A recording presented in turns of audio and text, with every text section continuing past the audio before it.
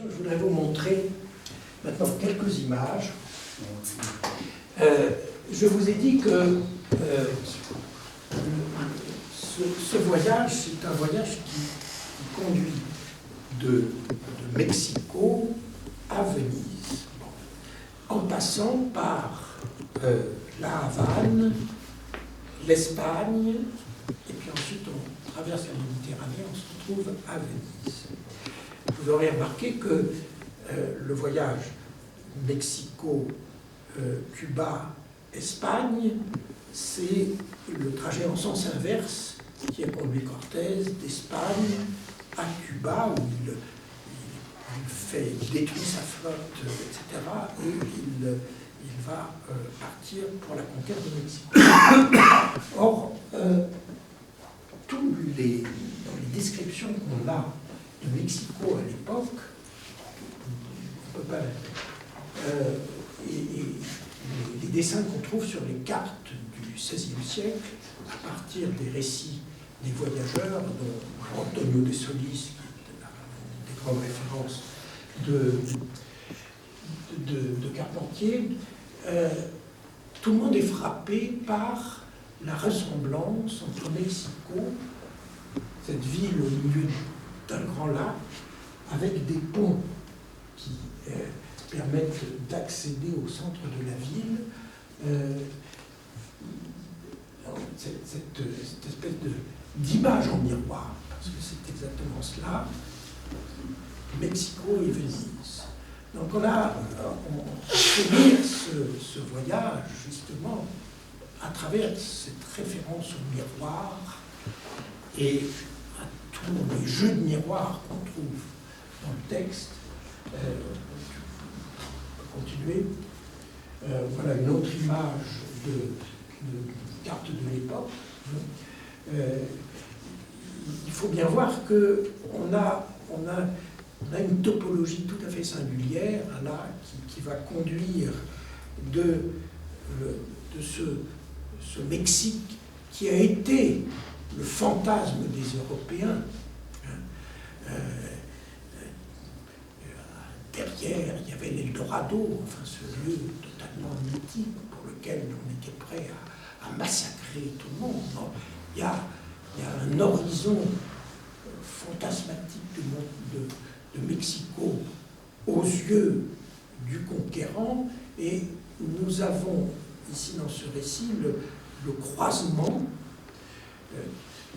Tout ce voyage pourrait s'écrire sur une bande de Mébus, mais laissons de côté cela à la façon lacanienne, mais on a un autre parcours qui conduit à cette Venise qui est finalement le fantasme, lui, du Mexicain.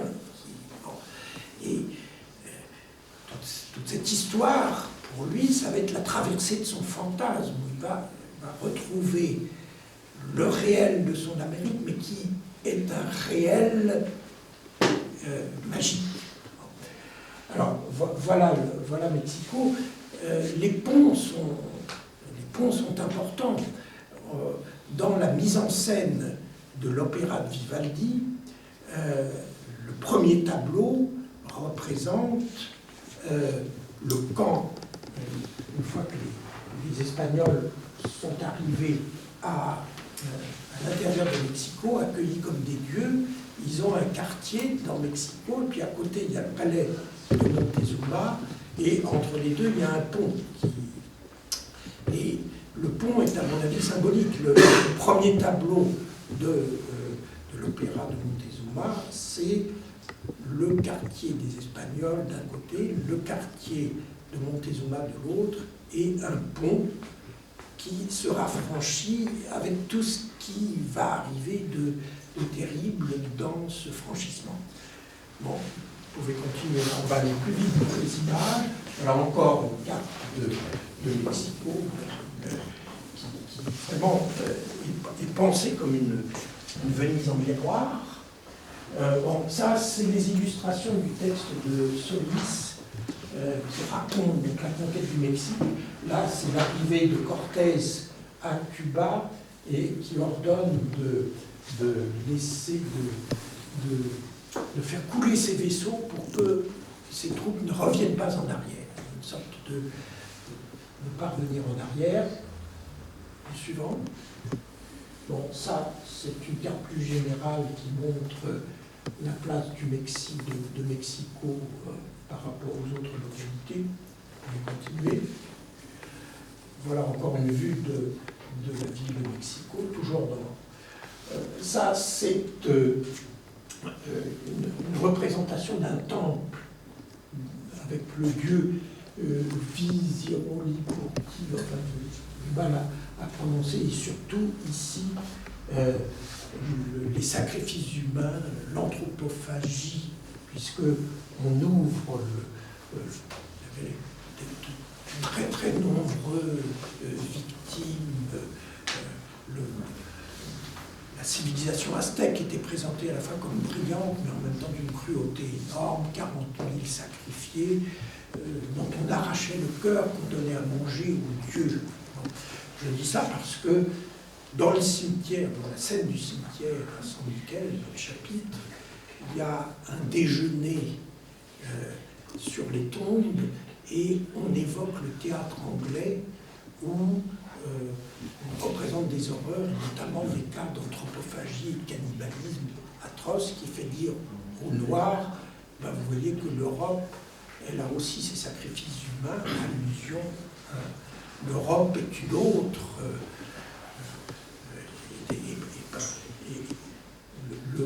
Le Mexique n'est pas pire que l'Europe à ce point de vue-là. Bon. Donc ça le voilà encore, ce Dieu terrible pour lequel on sacrifie des corps qu'on donne à manger.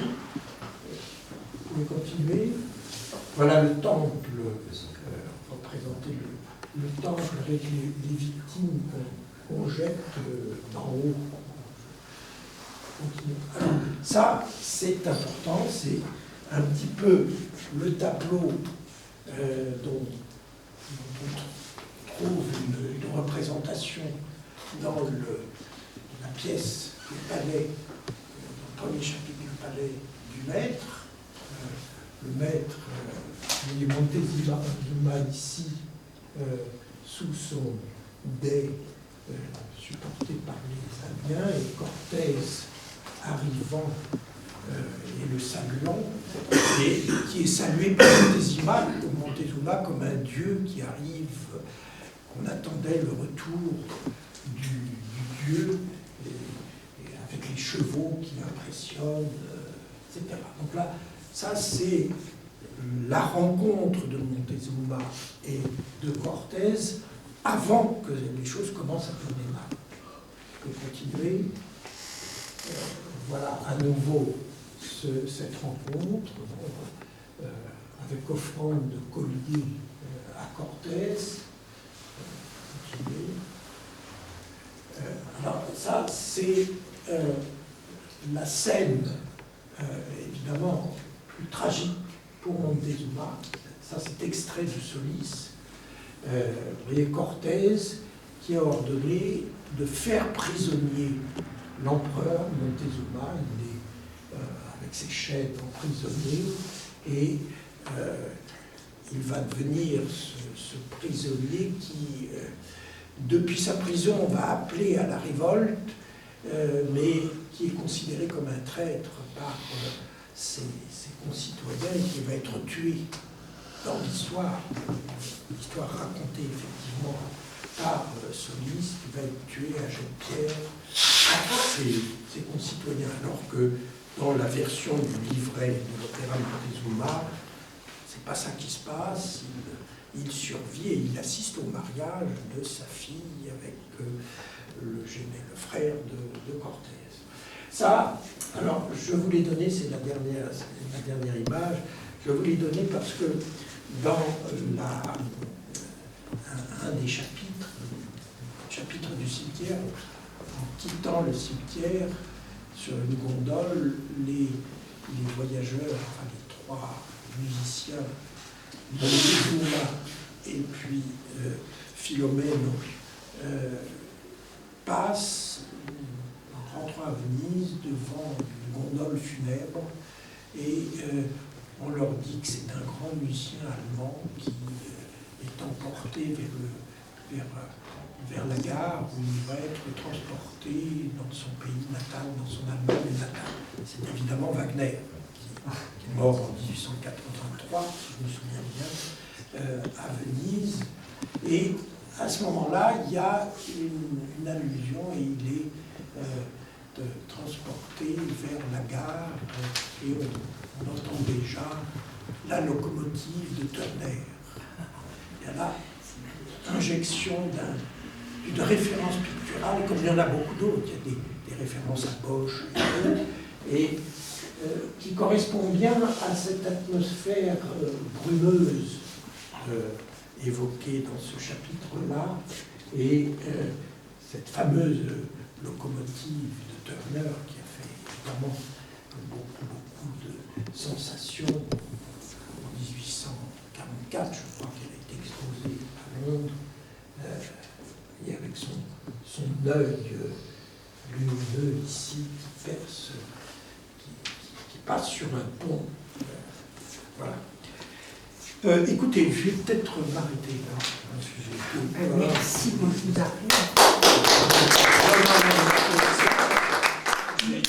j'ai été beaucoup trop passif. C'était très bien.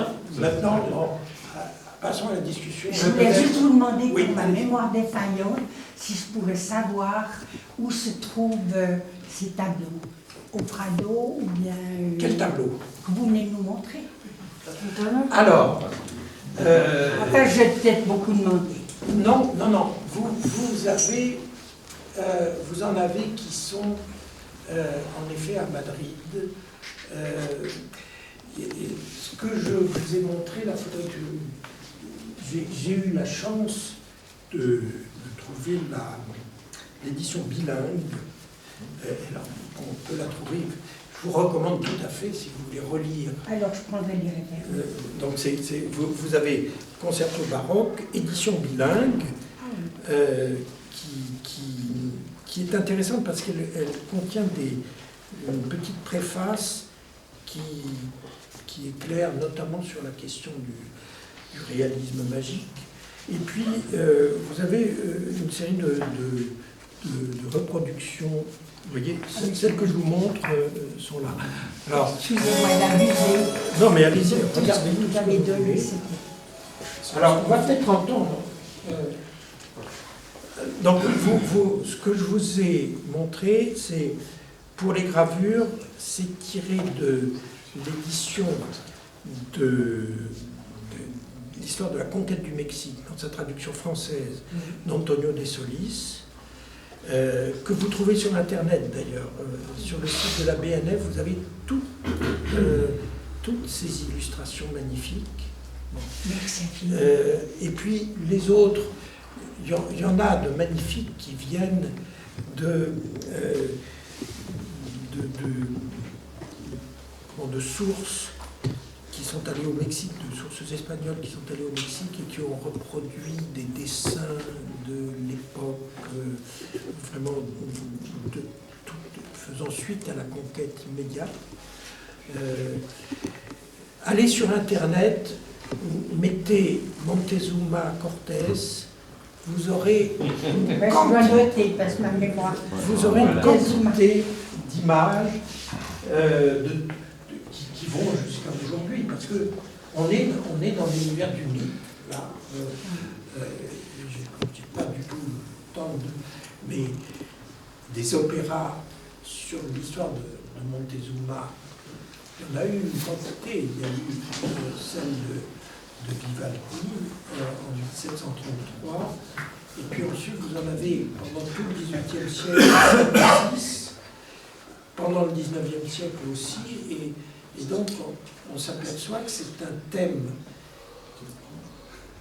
très moderne au XVIIIe siècle, et là-dessus je pourrais vous développer, parce que Voltaire écrit 3 ans plus tard une tragédie qui aura un énorme succès qui s'appelle Alzire ou les Américains.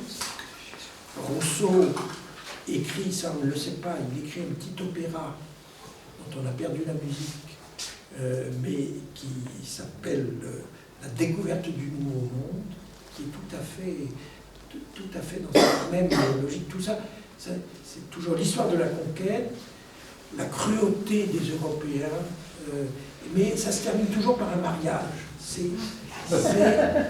Mais je veux pas abuser de vos générosité, monsieur. Et je vous propose qu'on écoute peut-être les extraits musicaux et après j'aurai un commentaire. Alors allez-y, oui, maintenant Alors c'est là, terminé. Voilà. je vous passe, c'est du Scarlatti, une pièce pour clavecin, interprétée par Jean Rondeau. Excuse-moi d'avoir interrompu. Vous pouvez mettre un peu plus fort.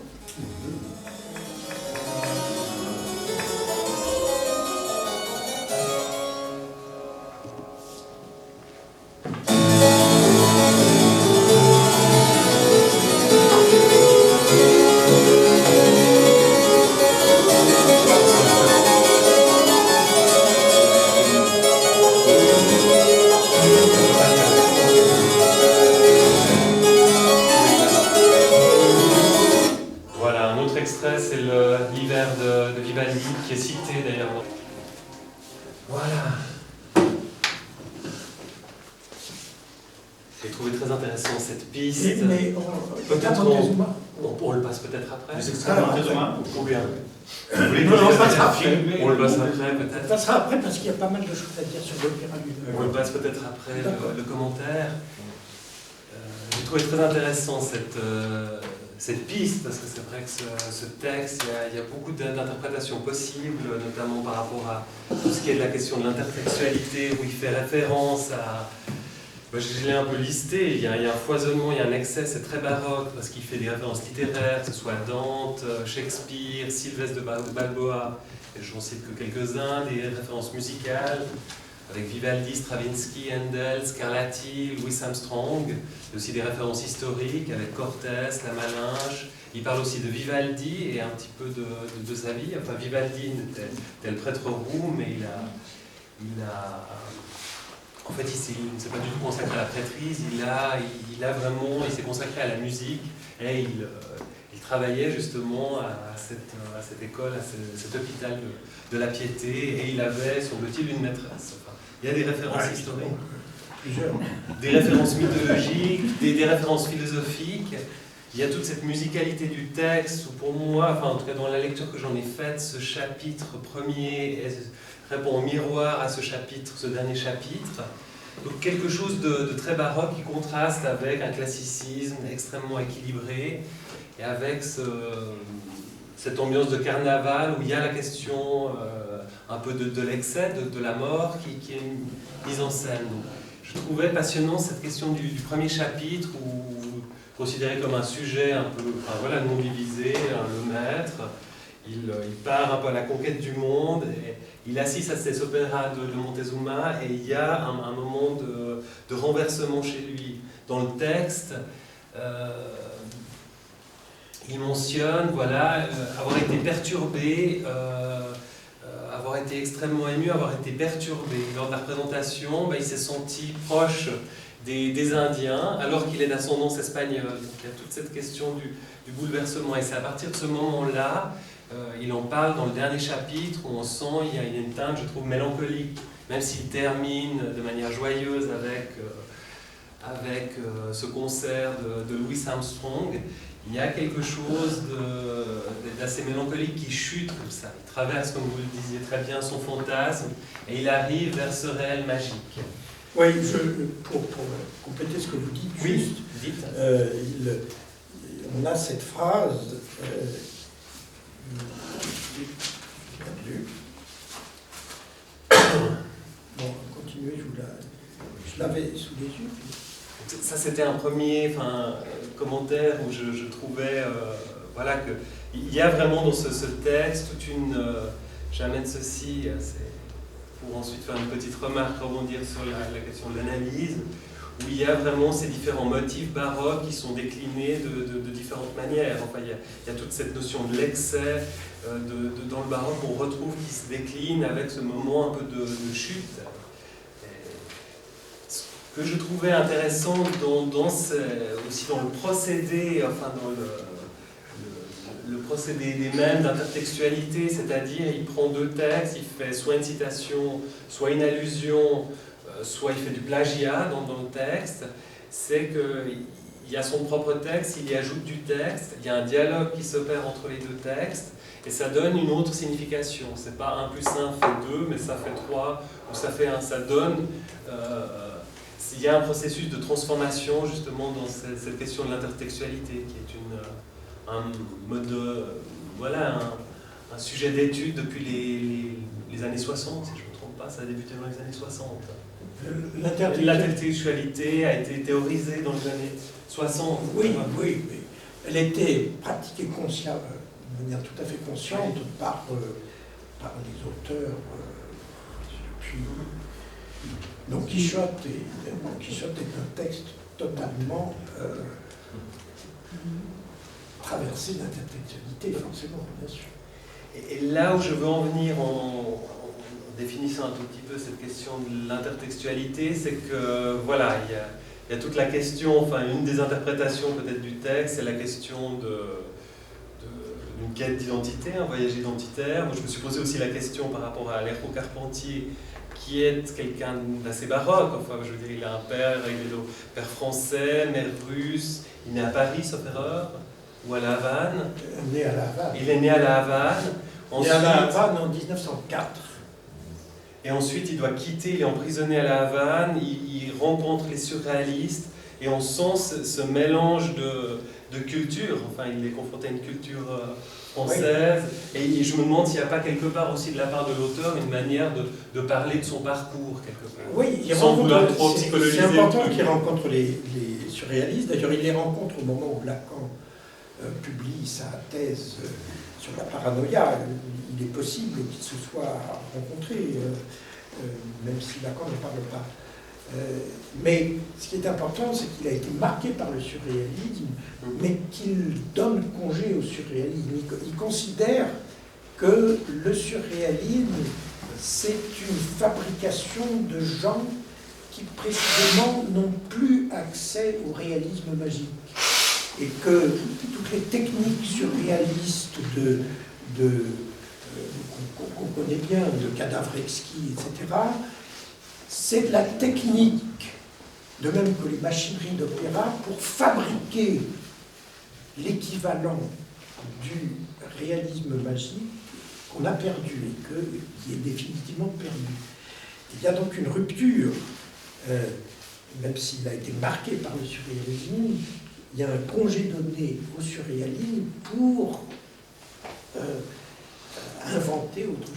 La citation que je voulais donner pour confirmer ce que vous dites, c'est tout à fait à la fin, une fois qu'il a, disons, traversé son fantasme, il dit et tout à coup, je me suis senti comme étranger à la pièce, exotique en ce lieu, hors jeu, loin de moi-même, de tout ce qui réellement m'appartient. Le texte, c'est es realmente mio, c'est pas m'appartient, tout ce qui est réellement moi.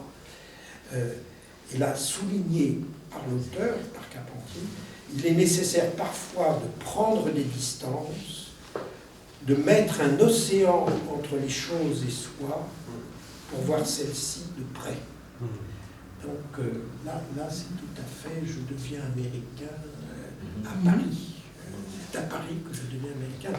Wo es war, soll ich werden, Freud, c'est Paris. Quand vous dites américain, vous dites américain du Nord ou américain en général? Alors, là c'est américain du Sud. C'est américain. Le maître, d'ailleurs, qui n'a pas de nom, a ce prête-nom de Montezuma pendant un certain temps, et puis après, peu à peu, il le perd, et les qualificatifs qui apparaissent dans le texte, c'est l'Indio, el Criollo, etc.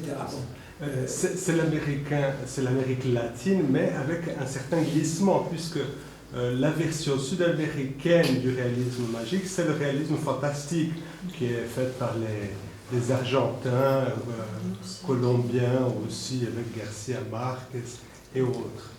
Et puis, il y a un point très important aussi bon, c'est là que le réalisme fantastique il se distingue du surréalisme, c'est qu'il est très marqué par le réalisme, et un réalisme presque sociologique. C'est un texte très sociologique, celui-là, presque plus que historique, où il confond un peu l'histoire pour parler de l'Amérique latine.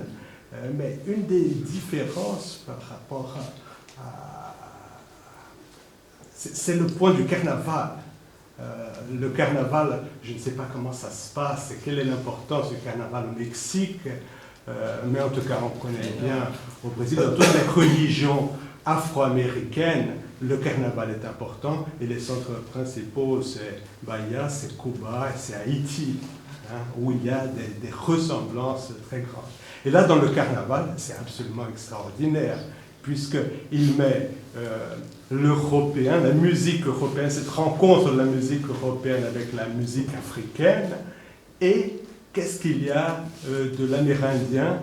Il n'y a qu'une image comme ça qui est un déguisement, qui est une représentation, un reste, une espèce de resquisse, une survivance qu'on ne comprend plus, qu'on ne réussit plus à saisir.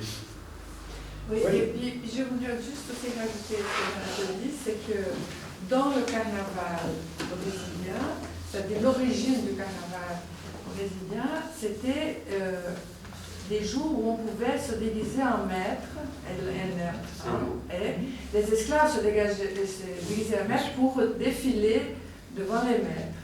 Et puis si vous remarquez bien, il y a une figure imposée dans les écoles de samba encore aujourd'hui, quand elles ouvrent l'école, c'est-à-dire le port-étendard avec le drapeau de l'école, elle est habillée en baroque, c'est-à-dire habillée avec donc le panier, les perruques, et puis le maître, on appelle ça au maître ça, il s'agenouille, il fait des figures de danse avec le truc pour comment ça s'appelle, au lec,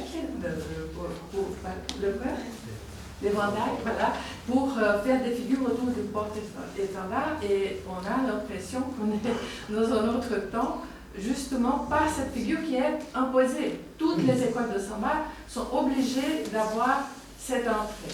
Et dans le carnaval, c'est le moment où tombe la distinction des classes et des genres, où il y a aussi le travestisme, il y a tout. Mais ça, c'est le carnaval qu'on a importé au Brésil et au Mexique. C'est pas une culture intrinsèque. Les Aztèques de l'époque, ils ne pratiquaient pas le carnaval. Ils avaient toutes sortes d'autres cultes. Et moi, ma question que j'ai envie de vous poser, est-ce que vous avez senti une lecture baroque de la culture aztèque? Est-ce qu'on pourrait imaginer, vous parlez de ces effets miroirs avec ce pont qui tisse les deux espaces, avec ce pillage à la Deleuze, est-ce qu'on pourrait trouver d'un côté, chez les Aztèques, quelque chose de baroque, qui ferait effet miroir avec le baroque européen, et qui permettrait à un moment donné de confronter sur ce pont un conquérant face à un dieu un peu déliquescent, même s'il était au sommet de sa puissance, ce combat de chef sur le pont, lequel gagne? Parce qu'à la fin des courses, c'est ça. Oui. Et après, il y a eu un glissement de la culture européenne qui s'est fait sur l'Amérique latine. Votre question est tout à fait juste et intéressante. Je ne suis pas du tout qualifié pour vous répondre. Il y a des représentations aztèques, locales du conquérant, qu'on trouve. Il y a tout un. Ça s'appelle le corpus florentin, enfin, à la bibliothèque de Florence, il y a un magnifique codex où vous avez ces représentations-là. Là, je ne peux pas m'avancer, je ne peux pas vous dire. Ce serait en effet très, très intéressant de voir ce... Je pourrais peut-être apporter Oui, en fait, il faut se référer au texte de Cortés, aux mémoires de Cortés, qui est un excellent écrivain. C'est un des écrivains les plus subjugants du XVIe siècle. C'est un vrai Machiavel. Il mesure tout. Il a une vision extrêmement claire des rapports politiques. Et quand il arrive à Tenochtitlan, son but n'est pas du tout de déclencher une confrontation. D'autant plus que le mariage est une réalité. C'est ça qui est intéressant, c'est qu'en fait, ce n'est pas un mariage de comédie qui est inventé à Venise par un librettiste. Il se marie véritablement avec la Malincha. On parle très souvent du machisme des Mexicains, mais on oublie le versant féminin du machisme, c'est-à-dire le malinchisme, le fait que les Mexicaines préfèrent toujours les étrangers, et qui a passé un proverbe au Mexique. C'est-à-dire que c'est la défense en fait des Mexicaines contre le machisme, c'est le malinchisme, c'est le choix d'un époux étranger. Malincha, ça n'est pas la fille de Montezuma. Non, c'est la sœur. C'est la sœur, dans le récit, c'est la sœur. Oui, et Octavio Paz en parle d'ailleurs. C'est pas Marina, c'est pas celle qu'il rencontre en débarquant à Veracruz. Ça, c'est et qu'il introduit. Alors, il a été introduit, mais ensuite, il a véritablement un enfant avec la sœur de la secte. C'est lui ou son frère? C'est lui. C'est justement ça qui est intéressant, c'est qu'au fond, le récit qui est tellement peu espagnol, tellement contraire à la limpieza de Sangre, de l'origine, à savoir que la conquête du Mexique a été faite par des métis, et que le métis, comme dit Paz, c'est le premier Mexicain, qu'en fait, on se trouve devant une sorte de dénégation par le conquérant espagnol de ses origines métissées. Et il les retrouve à Venise, dans un contexte halluciné, qui est celui du carnaval, et qui, moi j'ai toujours lu ce récit comme ça, c'est en fait lui rend son indianité, parce que son indianité, elle était présente. Elle était métisse. Mais elle était dans le tableau, où il n'était pas Elle était dans le tableau, mais il ne s'en rendait pas compte. Mais non, il ne s'en rendait pas compte. Elle était sous ses yeux et il ne la voyait pas, c'est la terre volée. C'est ça. Et moi j'interprète en fait l'opéra comme l'analyse qui révèle au personnage son indianité profonde, qui fait l'objet d'un tabou. Parce qu'au Mexique, il n'y a pas de pays plus raciste que le Mexique. Ils ont fait 24 cases de mélange entre café au lait et puis espresso, je dirais. Et tous ces gens ont des noms. Si vous êtes le fils d'un grand-père noir, d'un grand-père indien, d'un grand-père blanc et d'un grand-père, je ne sais pas, rouge, vous avez un nom, qui est le nom qui vous accompagne, qui vous désigne. Et dans une structure aussi raciste, où tout le monde est classé suivant sa proximité au blanc, de manière très très défavorable, la découverte du métissage est une découverte qui est en fait une sorte de libération. C'est comme ça que j'interprète en fait ce récit. Oui. Non, mais sur la fonction révélatrice de l'opéra, ça, je suis tout à fait d'accord avec vous. Et bon, il faudrait faire une autre séance ensemble pour travailler ce chapitre 7 et le chapitre 8. Bon. Je ne veux pas abuser.